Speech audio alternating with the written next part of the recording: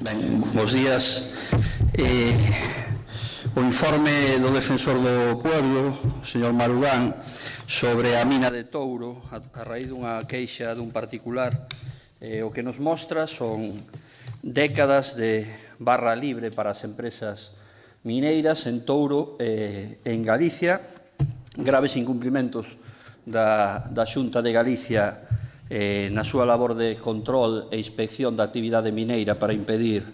a contaminación no noso país, e o cumprimento da legalidade, é unha auténtica situación dunha administración que traballa para sucesivas empresas que explotaron a mina de Touro e non para o interés público. Por un lado, detalla as facilidades administrativas que a Xunta de Galicia deu e está a dar ás empresas que están a contaminar nese entorno. Por exemplo, relata a ausencia de un plan de restauración aprobado vixente que facilitase un mellor control das actividades da empresa e, polo tanto, da restauración, é dicir, volta a un estado semellante ao que se atopou a empresa antes de empezar a explotación, que é o obxectivo dun plan de restauración. Ata 5 plans de restauración foron presentados, ningún aprobado, o que el tilda como actuación deficiente que impide un mellor control ás empresas. Deficiente control e deficiente inspección. Nese informe, o Defensor do Pueblo, que a información que se lle dá dende a Consellería de Economía, dende a Dirección Xeral de Enerxía e Minas do señor Tahoces, dice que 5 dos últimos 10 anos non se fixo ningunha inspección, e no 2011-2014, nos que sí se fixo inspección, a información aportada é excesivamente escueta e non dá información suficiente. Igual que cando sí houbo inspeccións en 2018 a raíz de denuncias de veciños, tampouco o Defensor do Pueblo considera que hai suficiente información do estado dos acuíferos contaminados, aínda que sí, que evidentemente recoñece que hai contaminación que se ven producindo dende hai décadas. Di tamén que non se acredita a continuidade da actividade mineira en Touro dende 88 ao 93, o que, segundo a lei, implicaría que a Xunta tuvese que facer dúas cousas, ou unha de dúas, ou ben sancionar a empresa por non presentar o plan de labores obrigatorio por lei que hai que presentar anualmente, e a mesma lei que di que si, en caso de haber reincidencia en non presentar o plan de labores anual, habería que iniciar un expediente de caducidade da concesión. Por lo tanto, no informe di, ou ben actuou mal porque non houbo sanción, información que non se aporta,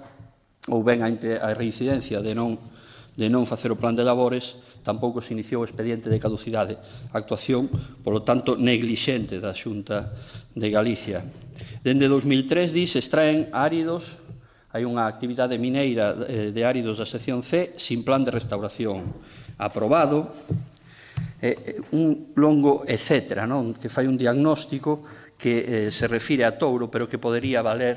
para a actividade, a política mineira da Xunta de Galicia, comandada polo señor Tahoces, do cal volvemos a reiterar a petición de dimisión, non só por estar imputado por un presunto delito de prevaricación ambiental, senón por un historial cheo de favores a estas empresas e de desprecio pola legalidade, polo medio ambiente, polo interés xeral. Ben, pois, finaliza, ademais, con unha cuestión moi importante que queremos expoñer aquí tamén, e é que denuncia o Defensor do Pueblo que Galicia non conte con un plan sectorial de actividades extractivas. A Lei de Minería di no preámbulo, a Lei 3/2008, aprobada no bipartito, di que a minería é un sector relevante desde o punto de vista socioeconómico que presenta unha notoria incidencia sobre o medio ambiente e a ordenación do territorio, o cal fai precisa unha adecuada conciliación do desenvolvemento do sector mineiro coa protección dos bens xurídicos en xogo. Para esta finalidade é necesario dispoñer dun marco normativo coherente e actualizado que teña presente os cambios institucionais, tecnolóxicos e ambientais producidos na sociedade dende a aprobación da Constitución. Así, a lei ten por obxecto o desenvolvemento do réxime xurídico das actividades mineiras en Galicia en condicións de sostenibilidade e seguridade, promovendo un aproveitamento racional dos recursos compatible coa protección do medio ambiente e os seus principios inspiradores son, entre outros, a planificación mineira no marco da ordenación da economía e do territorio e a xestión sostible dos recursos mineiros. Ditos principios se materializan no Plan Sectorial de Actividades Extractivas, que é o instrumento superior de planificación da política mineira e que debe de conter o seguinte: un diagnóstico da minería de Galicia que inclúa referencias aos recursos existentes e aos dereitos mineiros, os efectos da minería sobre o entorno económico, social e ambiental, a localización da explotación, o empleo do sector con indicación das condicións laborais existentes, etc. A coordinación da política mineira cos instrumentos de protección ambiental e patrimonio cultural, ca determinación dos ámbitos incompatibles cas actividades extractivas polas necesidades de preservación deses bens sociais, ou a fixación de obxectivos do desenvolvemento do sector tendo en conta condicionamentos territoriais, agrarios, ambientais e o obxectivo de diversificación do ciclo productivo. Quere dicir isto que o instrumento de planificación da política mineira en Galicia, este Plan Sectorial de Actividades Extractivas, que di onde pode haber actividade extractiva, actividade mineira, e onde esa actividade é incompatible, ou ben con valores ambientales, ou ben con valores agrarios, ca actividade agraria gandeira, co turismo ou, en xeral, coa economía. Por lo tanto, este instrumento de ordenación leva sin elaborarse e sin aprobarse dende o ano 2008 que está vixente esta lei. Denuncio o Defensor do Pueblo e vímolo denunciando nós durante estes anos, incluso presentando algunhas propostas ao respecto para que se faga ese Plan Sectorial de Actividades Extractivas. Volvémolo a facer co rexistro dunha iniciativa que registramos onte, pero sabemos que o Partido Popular non quere, porque iso significa acabar ca política de barra libre que ven aplicando o Partido Popular durante todos estes anos e que pretende seguir practicando en Touro, nun proxecto aberrante que só se explica polos intereses económicos, privados e a súa relación co Partido Popular. Nada máis. Por iso, nos reiteraremos, aínda que só sexa para deixar en evidencia a actitude do Partido Popular, a necesidade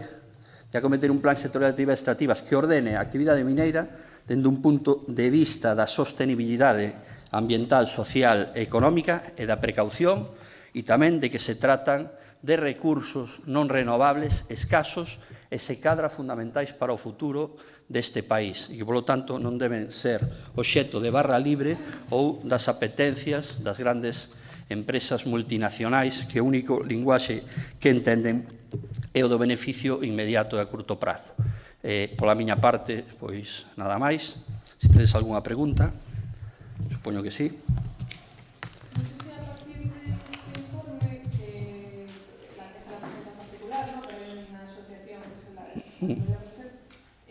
¿Os consta a vosotros, si estáis en contacto con ellos, que se pueda dirigir la actuación por otra vía? Non temos aínda contestación, falaremos con esta xente en breves, pero evidentemente pode dar pistas para determinadas actuacións por varias vías, pola vía da denuncia pública, pola vía da denuncia vía contencioso, etc. É dicir, como nós estamos facendo aquí, pois a través do informe do Defensor do Pueblo, pois propoñer que unha das recomendacións do Defensor do Pueblo que a aprobación dun plan sectorial de actividades extractivas se aprobe, pois hai moitas máis recomendacións que fai no informe que creo que se deben de conseguir polas vías que sexa preciso.